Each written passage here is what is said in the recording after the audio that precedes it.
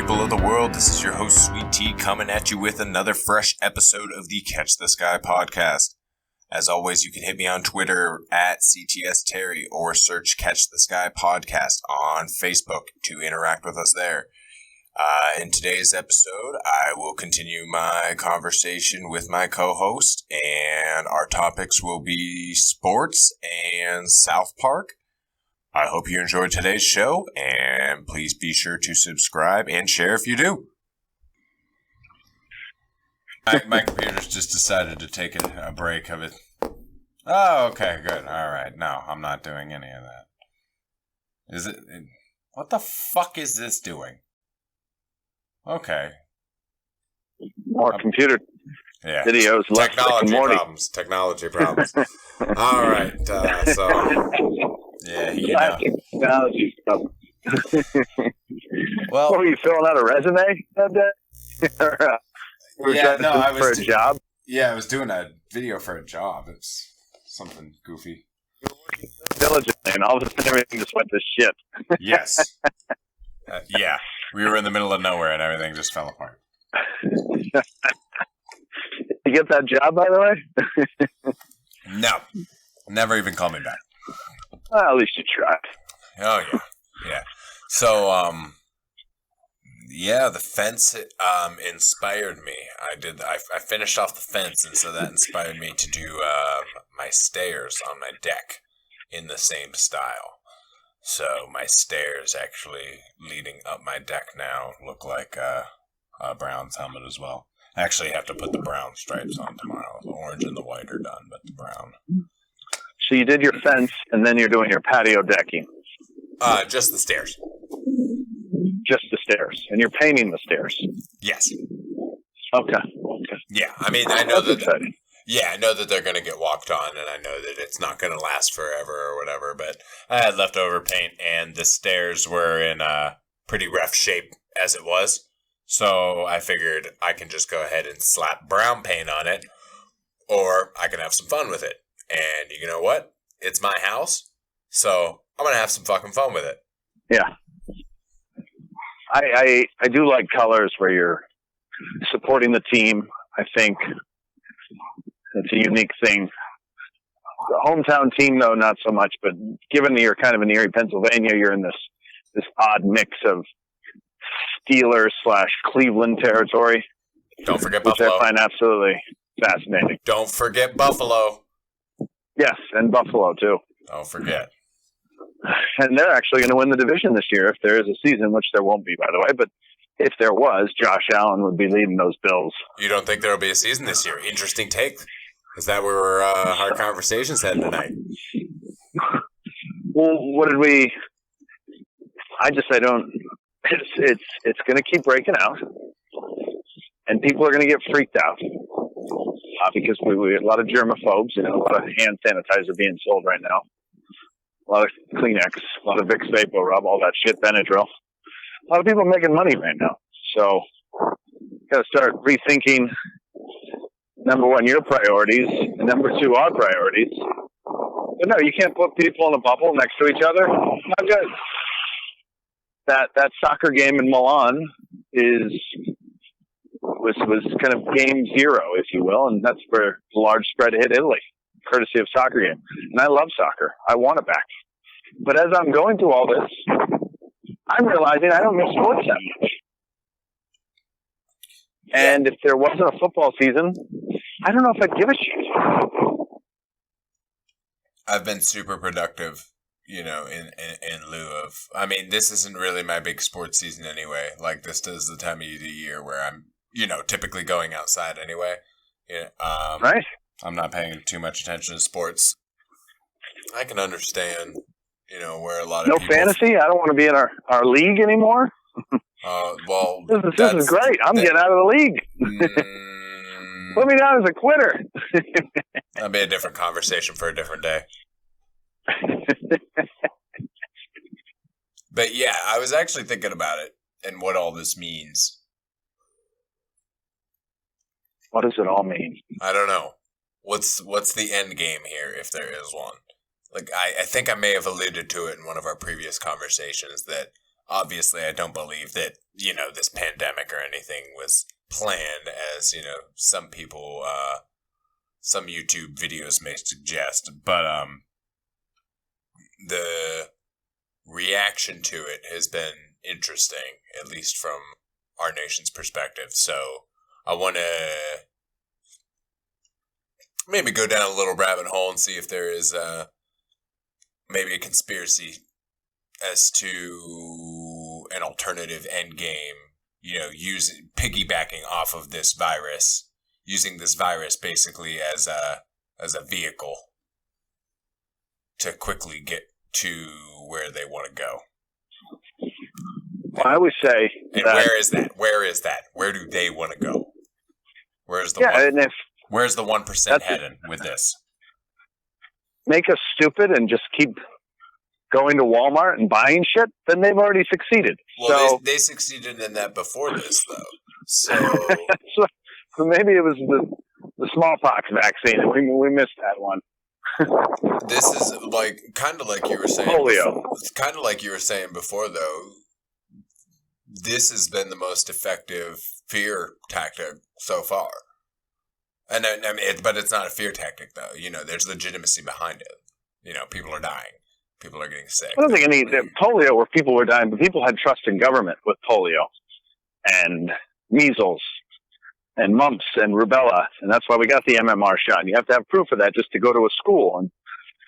But now there's no trust in institutions as a whole. We have zero trust in news media, some of it rightfully so. We have zero trust in teachers, professors, scientists, politicians. Large truck, don't mind me, delivering what? I don't know. I love how you're always on the go when we do these. Well, I got to get my exercise. I can't just sit around and talk. Plus, I think better on my feet. No, that's good. Yeah, some of our best conversations have come on walks. But I, unfortunately, being, I'm kind of centrally located during this process. This is Rick out in Holyville. Long-time listener, first-time caller. People don't do that anymore. I listen to these sports talk radio shows now. It's just two assholes talking, and they bring in a guest every now and then. Well, I'm pretty sure it's the same guest in every city. But nobody gets to call in. I listen to CBS. They call in a lot. That's where it's at. I want to hear some people talking. I think you used to do that, right? You used to call in and complain about this, that, and the other thing. I called in just the other night. Talked to JR on JR Sport Brief. He's normally from 10 to 2 Eastern Time on the CBS Sports Radio Network. So there's a little plug for JR in case he's listening. But yeah, I actually tweeted at him because they were discussing the NBA G League format because the one, I can't think of his last name, Jalen something, is electing to go straight into the G League as opposed to going to college. And this is a conversation I had with somebody years ago, probably 2-3 years ago, when they were talking about the NCAA athletes being compensated. And my point was, they're already getting a free scholarship. Like, me and millions of other people are in debt until, 50s because we want to go to these institutions which you're going to for free to play a game. If that's not, that's the compensation. You need to recognize that. If you don't want to finish your degree, that is entirely up to you. You still have free will in all of that. You need to not lose sight of that. The person that I was talking to at that time basically wanted them to maintain their scholarships and get paid. I was like, so you want your cake and eat it too? No, there's the G League for that. And what about in Europe, in soccer? That's not what they do. These athletes are being compensated on junior teams. Same with here in the United States. We have the OHL. The OHL is a thing. The Ontario Hockey League exists right here in Erie. We have the Erie Otters. There are kids in high school that get paid to play hockey. Huh. So, as far as I understand, with Europe at least, they bring them in at a very young age, and they almost take them. It's like a boarding school. Yeah, it's the same thing. Where do you think these hockey players come from? These aren't local kids. They're kids that and you get an excellent education. these kids live with local families, but they play for the team here and they get paid. Right. And they're I had a couple of hockey players in my class. That's right. Yeah. You know what I'm saying? And some of them, some of them do go to college, but others go through these junior leagues essentially until they hit the pros. Bush leagues. Like, I just Bush leagues. What did you say? Bush leagues? Bush leagues. Yeah, well, they're getting paid though, and it seems like some of the athletes are now choosing, at least in basketball, they're choosing to do that. Now, how do they translate that to football? The NCAA and the universities they're never going to allow it to happen because they're getting too much money right now. Well, that's what I love about the NCAA trying to make college athletes go back to and not pay them, of course. They're like, hey, you have to come risk your lives for our financial benefit. And obviously we can't pay you. It's just like, whatever. And I really do. I think you take away Blake Snell, his $1 million salary, and just break it down as like a guy who doesn't want to go risk his health. Mm-hmm. I think the argument's there, but we don't see Blake Snell as a normal human being. We see him as an abomination because he makes more than 6 figures. Yeah, I understand. Yeah. His now he's a monkey for our entertainment. His message went. I understand what he was trying to say. Just poor delivery. That's all. What? What? Because he talked like a black guy. What's the problem?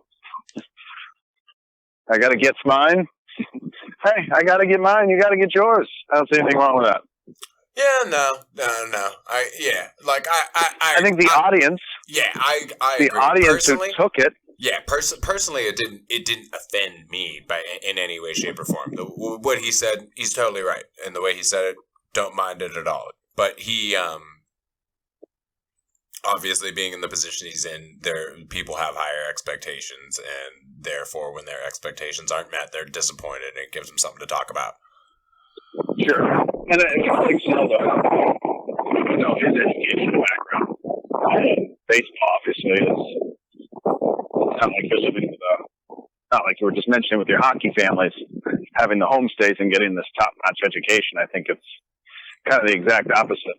So this is where my conversation with JR began. Is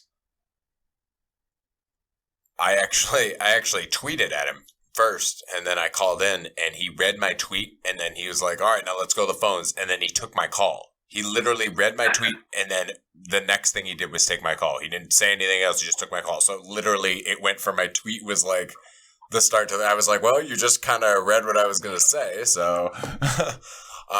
essentially, I was talking about the XFL and the AAF, and this is why their survival was so important. And obviously, they didn't even make it. Neither of them completed a full season. Isn't that kind of interesting? Obviously. Oh, yeah, they canceled. Yes. But if those leagues would have prospered... Tough for Vince McMahon. Tough. Yes, but if these leagues had gone on 5-10 years, it would have given amateur athletes or athletes coming right out of high school an opportunity to develop their craft while simultaneously getting paid in preparation for the NFL. It's the continuous exploitation of people. And I think this coronavirus, if anything, it's teaching us is that we don't really give a shit about people or life. We really don't. We think we do. But at the end of the day, it's all about the almighty dollar. Who thinks we do? I think there's a belief in our culture that we actually care about the other. And it's such a prevalent theme, love your neighbor and all this stuff. It's all bullshit. Yeah, that's entirely up to an individual. That's not on an individual by individual basis. Because if you look at, if we are to take notes from our leadership, then our leadership clearly doesn't value life. We're perpetually at war. Before him, the mistreatment of people in this culture and this civilization, I just, we have words like genocide, which we never really considered, or they never really had a meaning until later on that we were like, oh, we just gladly exterminated people because we didn't like the way they dressed, smelled, prayed. And so I wanted to be optimistic. I wanted to be like, hey, we got a black president and gay people can have marriage. And, you know, this is maybe everybody can have health care. Like, no, maybe we do care. No, we don't. Shit. Lost your job. Fuck you. Pay me on your rent. It's so interesting that you mentioned being optimistic, having a black president, because I literally, I don't know if you heard me flipping through my notes or not, but I've noticed, obviously, I think everybody's noticed kind of a culture shift since our current president has taken office. And it's almost like they're trying to just strike back against Obama. It's almost like, you know, it's almost like the anti-Obama. And the criticisms are never, and so just kind of listening to Trump's Obamagate rant recently as much. It's not even so we talk about logos, pathos, and ethos. And logos being logic. Like, he never makes a logical argument. He just says a bunch of words. He's completely blustering. And he's relying 100% on who he is as a character, which is ethos. And very smart. Like, that would give him that. Like, maybe there's some logos behind that. That he just knows how to say all these words that don't really mean anything. And he puts somehow a coherent sentence, and do you think he knows that he's like a caricature and he just plays on it? I think he definitely went to some good schools, so there's no reason for me to think otherwise. Like, I have to believe that this man is calculating, and he's done this everything for a reason. Like, he tapped into the machine early on. He knew where underground right-wing conservatism was going as far as anti-immigrant. I didn't realize they hated immigrants this much. I really didn't. It was really new to me. But that's who he was speaking to, and that's how he won the base. When you win the base, you win the nominee, and we were like, how's this guy winning? Oh, that's right. He's saying racist shit about Mexicans. Got it. So, do you watch South Park as much as I do? No. Actually, the only time I've ever watched South Park is with you and Ken. Okay, well, as I invite you to take the opportunity and revisit it as not just a source of entertainment, but also commentary as to what's going on in our society at all times. Just watch it almost as current events. And I think everybody's doing that now. There's a lot of critiques. I think The Simpsons, Family Guy, Rick and Morty, aren't those shows all relatively taking fun? Or is South Park just, what is it that those... But the other shows will just take stupid cheap shots and make jokes just, you know, at the expense of making a joke. Whereas South Park will dedicate an entire episode to a certain topic and often use metaphors or, you know, similes or things like that to put current events into a humorous sense or make it easier to understand, or sometimes dumb it down to a way that makes it seem, you know, as ludicrous as it really is, or, you know, right. Seems to be to the rest of us. So you're sitting here saying that you didn't know that there was this animosity towards immigrants. So much that it propelled Donald Trump to become our president. Yeah. That's what blew me away. That was the winning, because Mitt Romney lost to Obama, and when it was all said and done, the Republicans said, well, what do we do? Oh, we got to stop hating on Mexicans. Okay. So that was the blueprint. And then they completely deviated from that. They said, fuck this report. Has nothing to do with this. We're actually going to double down on our hate. And they won. So, that's just because Hillary Clinton was just such a god-awful candidate. Fuck. I hate her. She blew a bigger lead than the Falcons. So, I want to go back to... This is insane. Animosity. This is insane that I'm looking this up right now. This is actually blowing my mind. Are you on the internet, interwebs? Yes. So I wanted to look up the original air date of the episode. Have you ever heard anybody say, they took our jobs? Or they took our jobs? I can't really even understand what you just said. They took our jobs. Okay. They took our jobs. So in a South Park episode that originally aired on April 28th, 2004, that's 16 years ago. Yes. In the episode, people from a poverty-stricken future of the year 3045 travel back in time to find work via a recently discovered time portal. When the boys try to earn some extra money, the time-traveling immigrants are willing to do the same work for next to nothing, causing the boys to lose their jobs. This affects the town's economy and the employment of the original occupants. So basically, they come back in time and they take everybody's jobs. You know, these time, and then they start calling them time immigrants and everything, and everybody flips out and they start hating them because they took their jobs. That was in 2004. Oh, and let me and just an interesting side note, just because it happens to be on here. The very next episode after that, Douche and Turd, which is the episode Douche and Turd, which is the episode where PETA protests the South Park cows, their mascot, so they have to vote on a new mascot, and their options are a giant douche or a turd sandwich. And that's in 2000. That's in 2004. Every election year since then, they've done douche versus a turd sandwich. You know, the candidates, like, so in 2016, Hillary was a turd sandwich and Garrison was a giant douche. You see what I'm saying? She should have ran in 2004. She should have ran.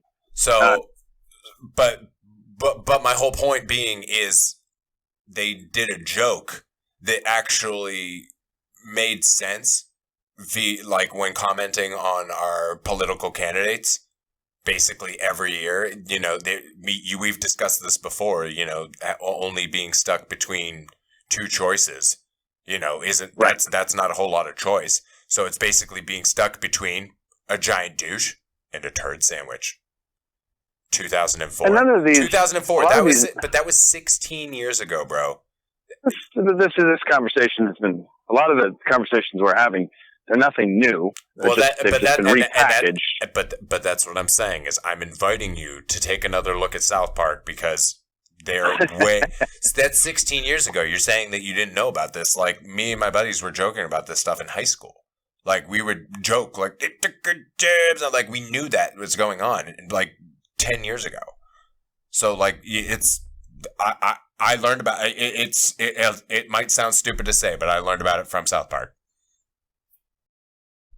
I don't doubt and I guess I have to say I appreciate that you guys have shown me how much wisdom is in this terribly animated show, which I think is what turns me off completely from watching the show, is because I can't stand the animation because it doesn't make any. But I grew up watching Tom and Jerry and Wile E. Coyote chasing the Roadrunner, so I'm used to something maybe with a little bit more quality.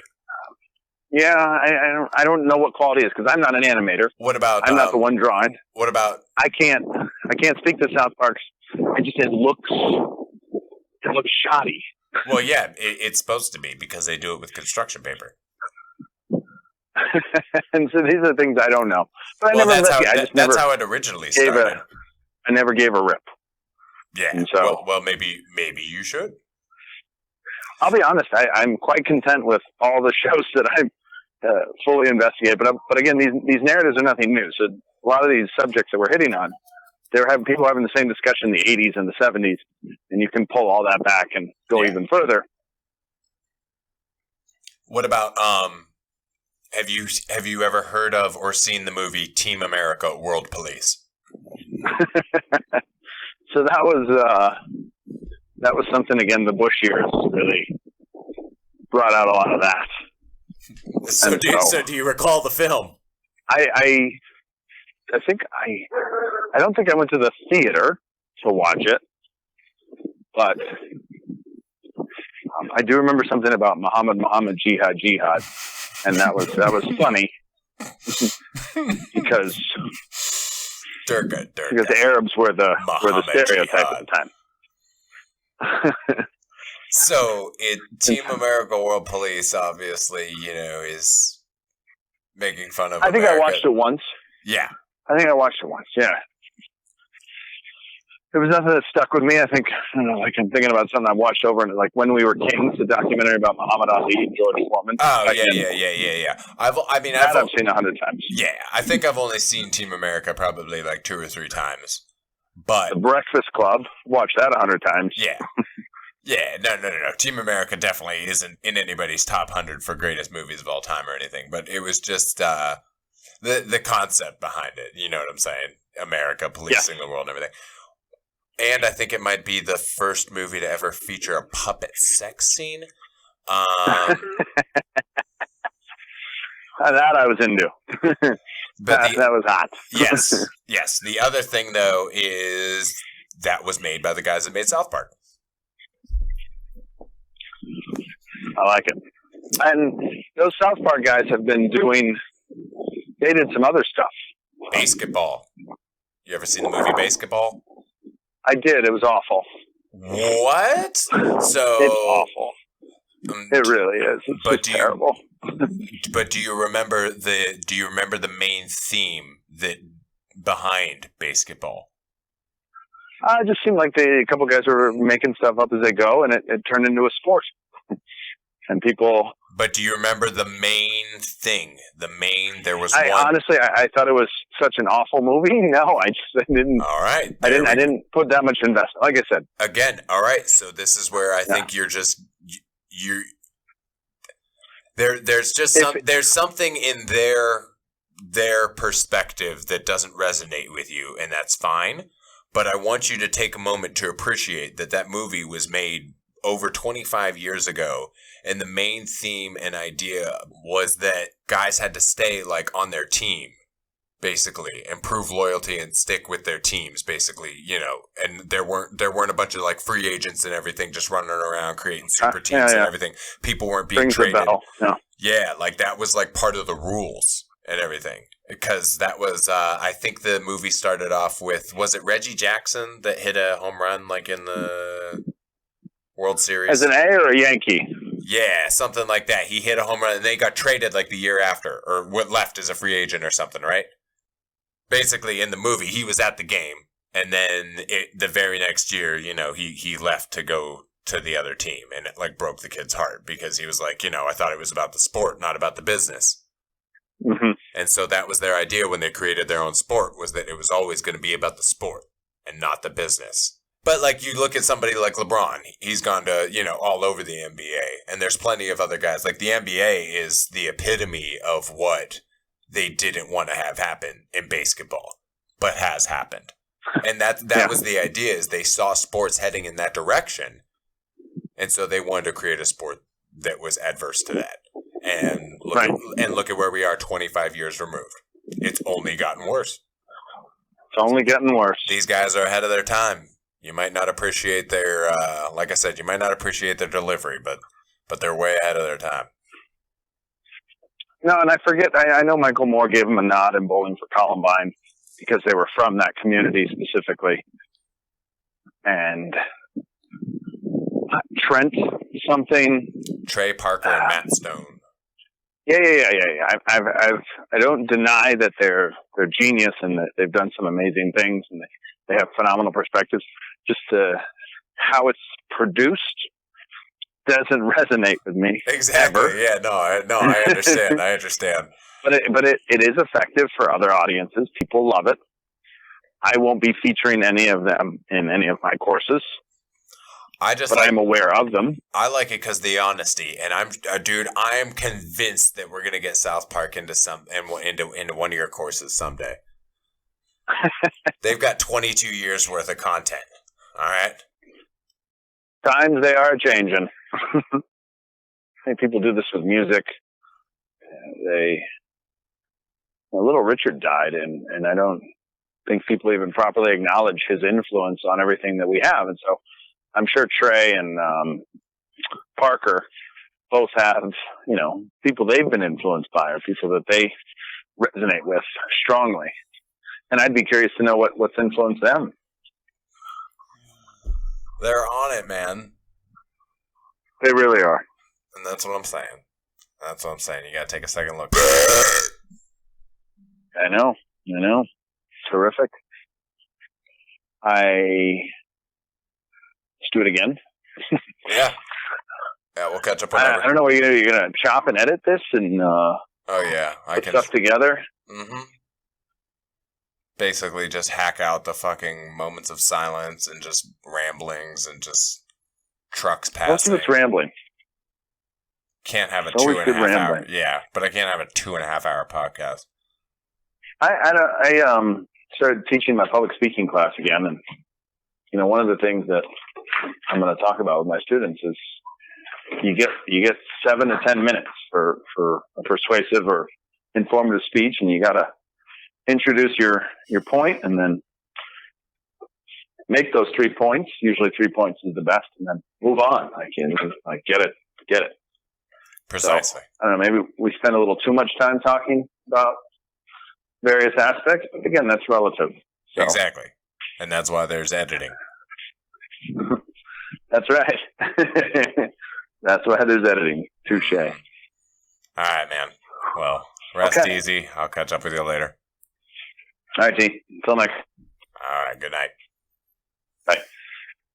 And that concludes the 3rd episode of the Catch the Sky podcast. Please remember to subscribe and share if you like what you heard. And if you'd like to interact with us, you can do so on Twitter by searching CTS Terry or on Facebook by searching Catch the Sky Podcast. Thank you for tuning in, and remember to keep trying to catch the sky.